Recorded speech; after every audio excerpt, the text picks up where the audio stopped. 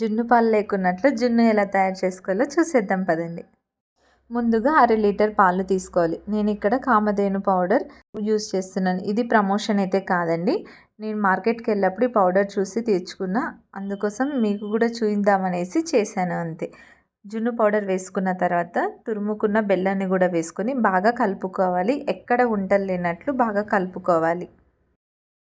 ఈ విధంగా బాగా కలుపుకున్న తర్వాత బెల్లం కూడా ఎక్కడ ఉండలు లేనట్టు మనం మొత్తం చేతితో ఇలా నదిమేసేయాలి.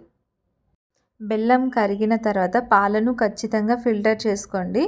ఎందుకంటే మనం బెల్లం వేసాం కదా, బెల్లంలో చిన్న చిన్న రాళ్ళు, పొట్టు ఇలాంటివి ఉంటాయి కాబట్టి ఫిల్టర్ చేసుకుంటే మంచిది. ఫిల్టర్ చేసుకున్న పాలలోకి కొద్దిగా ఇలాచీ పౌడర్ కూడా వేసుకొని కలుపుకోవాలి.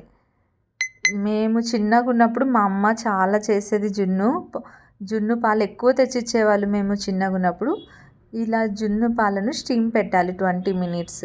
20 మినిట్స్ తర్వాత మనం ఈ విధంగా కత్తితో ఇలా పెట్టి చూస్తే నైఫ్కి అస్సలు అంటకూడదు. అప్పుడే పర్ఫెక్ట్ జున్ను తయారైనట్టు. అలా చిన్నప్పుడు జున్ను పాలు తెచ్చిస్తే వాళ్ళకి బియ్యం కానీ ఏదైనా ఇచ్చేవాళ్ళు. ఈ జున్ను ఎలా కుదిరిందో మీకు లాస్ట్లో చెప్తాను, కంప్లీట్గా చూడండి. ఎంత బాగా వచ్చింది జున్ను చూడండి. ఇలా గిన్నెకి సపరేట్ అయ్యిందంటే జున్ను తయారైనట్టు.